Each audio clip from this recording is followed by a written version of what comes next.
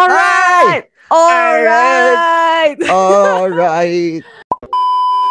Video hari ini kita akan membahas 10 kebiasaan yang sudah berubah sejak kita tinggal di Singapura. Jadi kan tahun lalu kan gue udah 10 year anniversary tinggal di Singapura. Iko udah berapa tahun? Aku hampir 7 tahun. Hampir 7 tahun.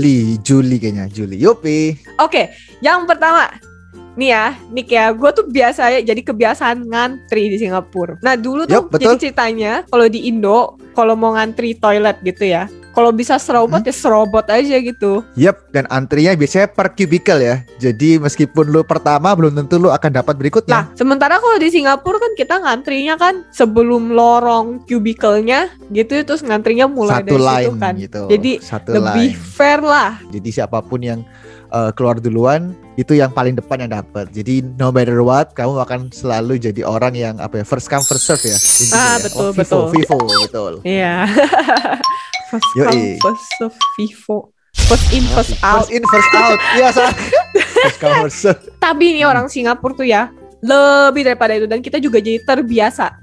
Yaitu kalau misalnya kita lihat toko nih ya, antrinya panjang nih, wah itu pasti enak tuh. Bener gak? Yes. Ya, saya indikasinya itu. Mungkin di Indonesia juga seperti itu, tapi di sini kayak orang lebih. Padahal belum tentu enak ya.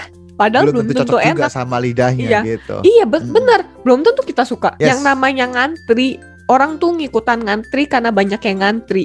Itu jadi bisa dibilang tuh orang Singapura tuh FOMO ya, sering FOMO, fear of missing out. Dan kita juga jadi ikut-ikutan gitu. Dan satu hal lagi yang menarik adalah apapun itu diantriin. Misalnya ada spot foto gitu ya, kayak misalnya kapan hari kita di Bukit Timah, spot foto langsung refleksnya adalah ngantri, berdiri di belakangnya orang yang sedang foto, which ngantri langsung gitu, tanpa ada aba-aba, tanpa ada line, mereka langsung properly ngantri tanpa nyerobot, dan bagus banget gitu. Jadi kita mau nggak mau biasanya ya udah ngikut antriannya gitu. Kalau gue berikutnya itu juga terbiasa bawa tas kemana-mana yang isinya adalah payung. Jadi di Singapura itu slogannya ganti. Swedia payung sebelum panas / hujan. Ya apalagi buat cewek-cewek centil gitu ya kayak gue. Aheng. Yang nggak mau. Kenapa reaksi kayak gitu?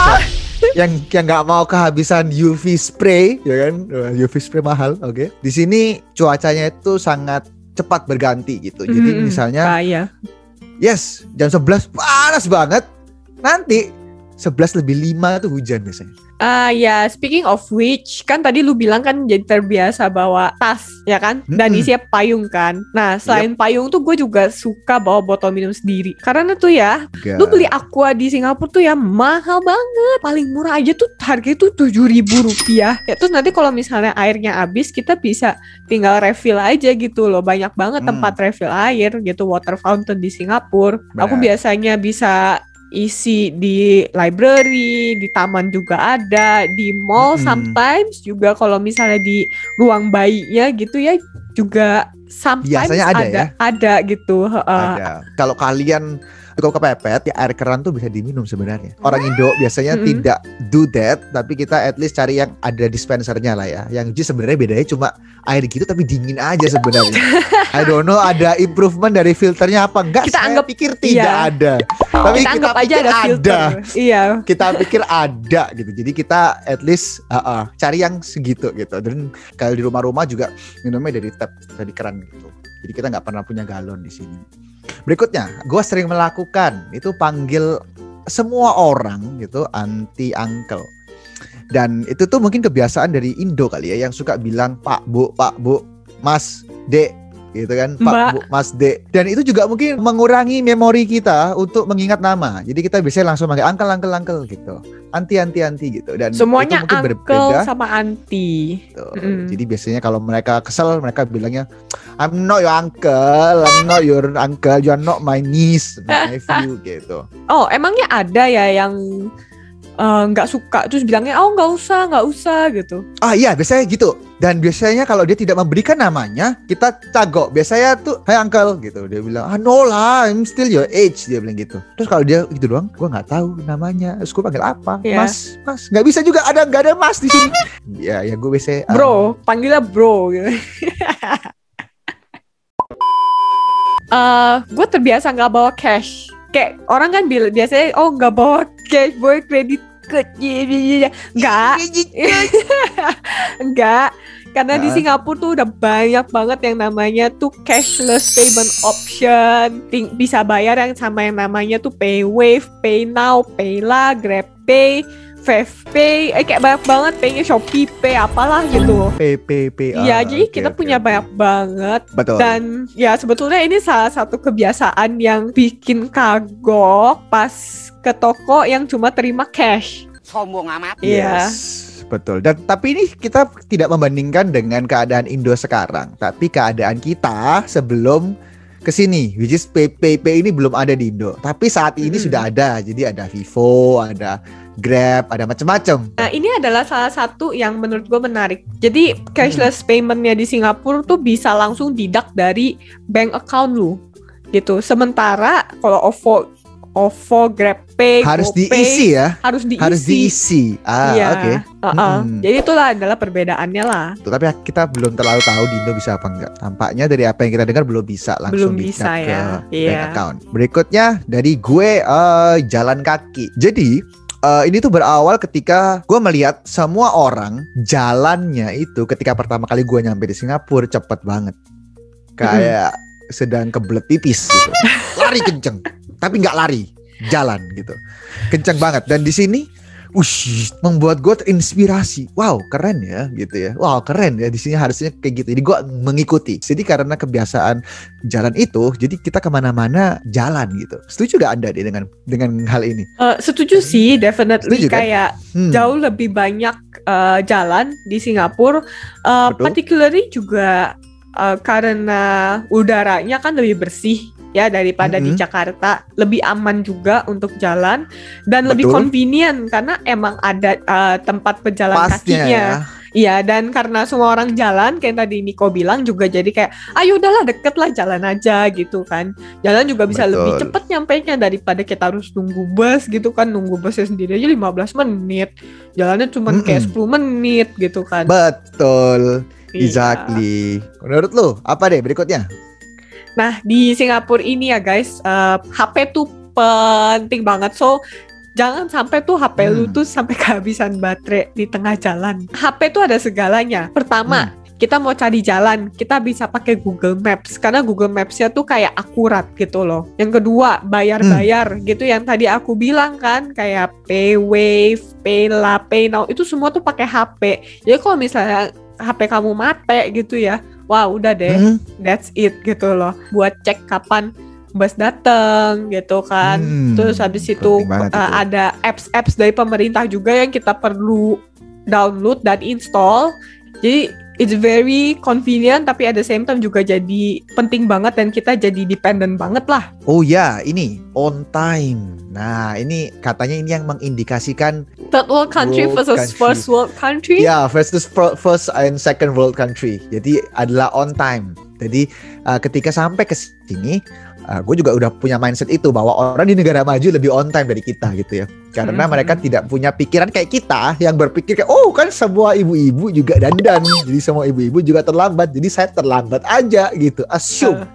Tapi di sini betul, mau nggak mau harus datang on time guys. Dan mau nggak mau biasanya mulai chop-chop. Misalnya jam 7 mulainya pas 7 atau at least kalau misalnya orang pentingnya belum datang atau kena macet atau apa 7.03, 7.02 atau maksimum 7.05 lah ya deh ya, betul ya deh. Dan di sini juga jarang nunggu orang sih basically. Jadi kalau ada acara gitu kita jarang nunggu. Kurang ibu itu kita tunggu. Kurang ibu itu kita tunggu. Ntar tunggu kurang 10-20 ibu ya, tinggalin. Di sini biasanya tinggalin langsung jalan aja gitu.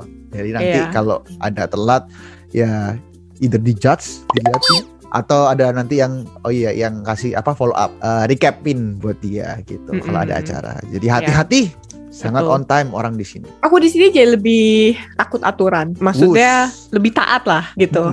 Karena kan Singapura itu fine city. Kamu ngelepeh dikit di jalan sembarangan, kamu bisa ditilang gitu kan. Kamu bawa duren ke MRT, kamu ditilang. Gak boleh makan permen karet dan segala macam. Itu tuh yang namanya kamera itu ya ada di mana-mana loh guys. Jadi jangan sembarangan, gak ada polisi yang lewat. Tunggu dulu. Kameranya di Ya, mana-mana. itu ternyata ada kamera di pohon yang sebelah sana gitu. Yang terakhir dari gue kayaknya ini kebiasaan yang gue berusaha untuk hilangkan dari Indo waktu sampai di sini adalah makan di public transport.